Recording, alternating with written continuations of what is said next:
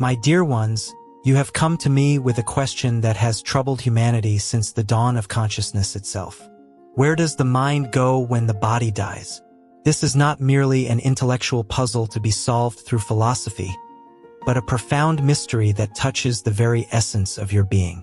Let me speak to you today as I would speak to my closest disciples, sharing with you the ancient wisdom that has been passed down through the lineage of masters, and which I have verified through my own deep meditation and communion with the divine. Before we begin, I ask you to like this video and comment below about your thoughts. Let's dive deep together. First, you must understand that your question itself contains a fundamental misunderstanding that prevents you from grasping the truth. You ask where the mind goes, as if the mind were a traveler with a suitcase, moving from one hotel to another. But the mind, dear ones, is not a thing that occupies space in the way your physical body does.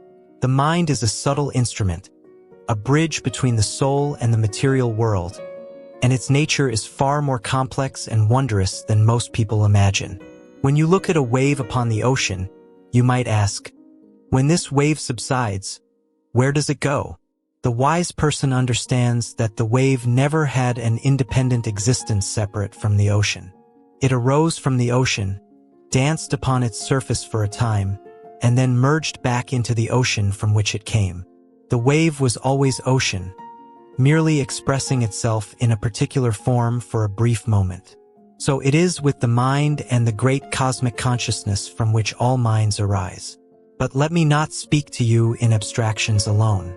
You want to know what actually happens when the physical body ceases to function, when the heart stops beating and the breath no longer flows. This is a practical question, and it deserves a practical answer rooted in the direct experience of those who have pierced the veil between life and death through deep meditation. The body, as you know it, is composed of gross matter, flesh, bone, blood, and organs. This physical form is like a coat that you wear. When the coat becomes too worn and tattered to serve its purpose, you remove it and set it aside. But you, the wearer of the coat, do not cease to exist simply because you have removed the coat. The body is your coat, fashioned from the elements of earth, and when death comes, this coat is returned to the earth from which it was borrowed. But you are not merely this physical body. You possess also an astral body, composed of subtle life force and energy. This astral body is the template upon which your physical body is built. It contains all the vital energies, the pranas, that animate your physical form.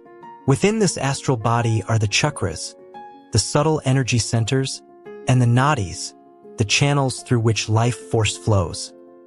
This astral body is far more beautiful and luminous than your physical form, though most people cannot perceive it with their ordinary senses. And beyond even the astral body, you possess a causal body, composed of thoughts, ideas, and the deepest tendencies of your being. This causal body contains all the seeds of your karma, all the impressions from your past actions and experiences, stretching back through countless lifetimes.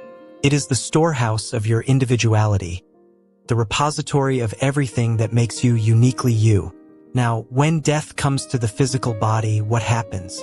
The life force, the prana, begins to withdraw from the physical form, like a turtle drawing its limbs into its shell. This withdrawal follows a specific pattern, moving from the extremities toward the center, from the lower centers toward the higher centers. The dying person may feel coldness spreading through the limbs, or a sense of energy gathering at the heart or between the eyebrows. For most people, consciousness becomes dim and confused during this process. They are like someone awakening from one dream only to fall immediately into another dream. The mind, still identified with the body and still caught in the web of desires and attachments, clings desperately to physical existence. There is often fear, confusion, and disorientation. The person may see visions of loved ones who have passed before, or experience a review of their life, or encounter beings of light or darkness, depending on the quality of their consciousness and the nature of their karma. But here is what you must understand, my dear ones. The mind does not go anywhere because the mind itself is not a fixed entity. The mind is a flow of thoughts, memories, desires, and impressions. It is like a river, constantly moving, constantly changing. When the physical body dies, this river of mind continues to flow, but now it flows in the astral realm rather than being anchored to a physical form. The astral world is not some distant heaven in the sky. It is here, now, interpenetrating this physical world, but vibrating at a different frequency. It is like radio waves that pass through your room constantly, carrying music and voices, but which you cannot hear unless you have a radio receiver tuned to the proper frequency. The astral world is all around you, populated by souls who have left their physical bodies, by astral beings of various kinds, and by the thought forms and mental creations of both incarnate and discarnate beings.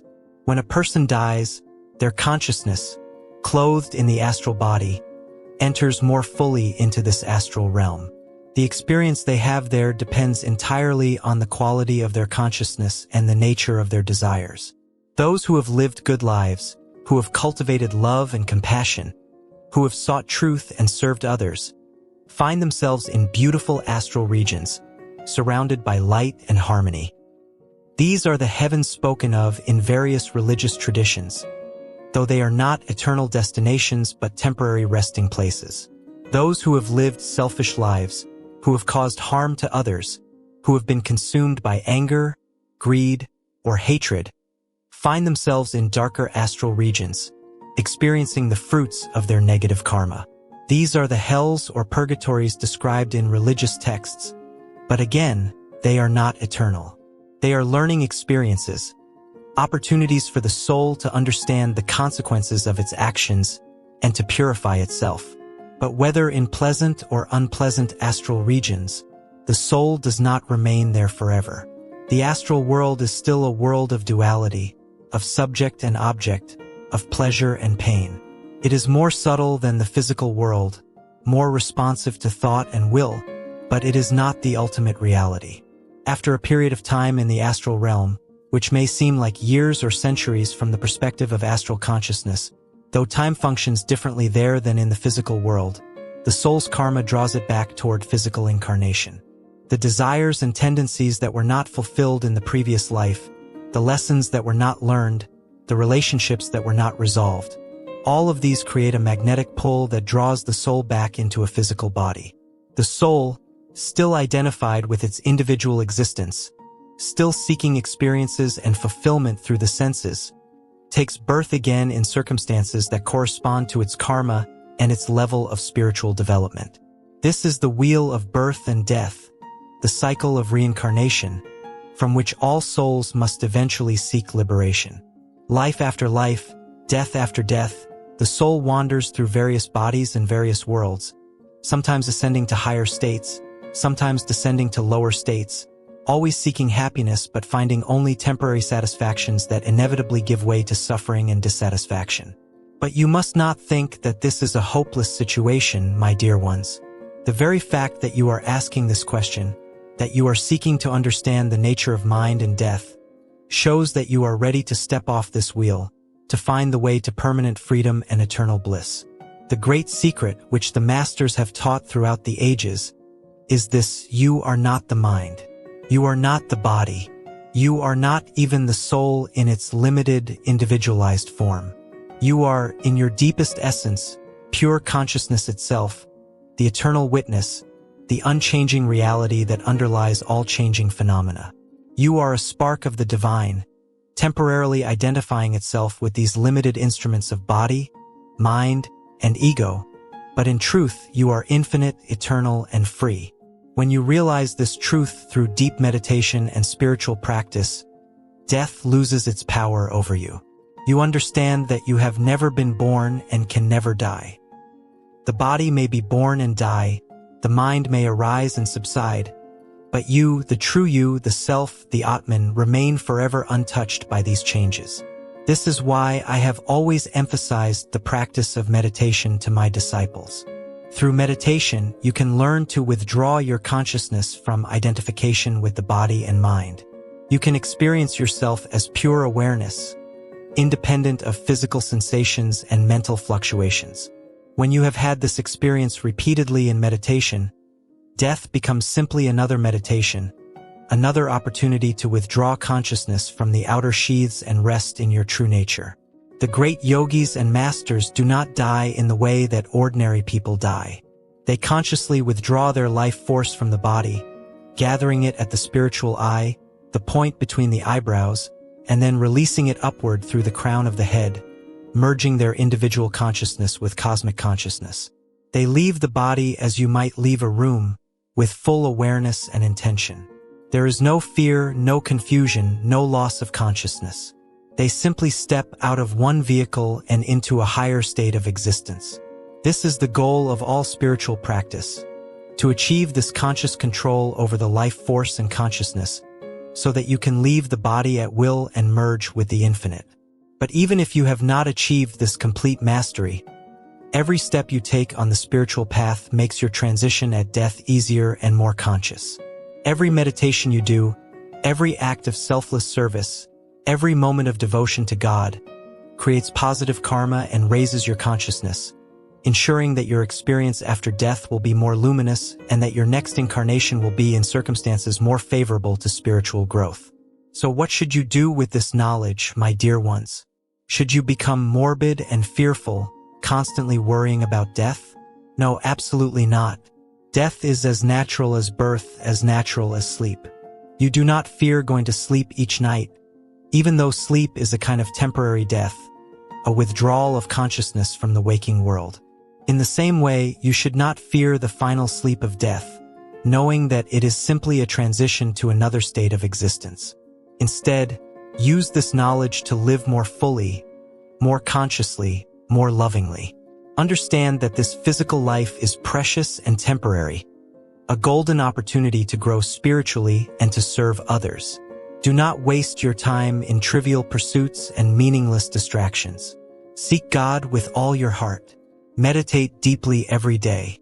Cultivate love and compassion for all beings. Serve others selflessly. Study the teachings of the great masters. Associate with spiritually minded people who will support your growth. And remember always that you are not this body, not this mind, but the eternal soul, the immortal self. When you truly know this, not just intellectually but through direct experience and meditation, then the question, where does the mind go when the body dies, will be answered not through words but through your own realization. You will know beyond all doubt that you are that which never comes and never goes, that which is beyond birth and death, that which is eternally free and blissful. This is my message to you today, my beloved disciples. Death is not the end but a doorway. The mind does not go anywhere because it was never a separate thing to begin with. It arises from consciousness and subsides back into consciousness, like waves upon the ocean. And you, in your deepest nature, are that consciousness itself, eternal and unchanging, forever beyond the reach of death.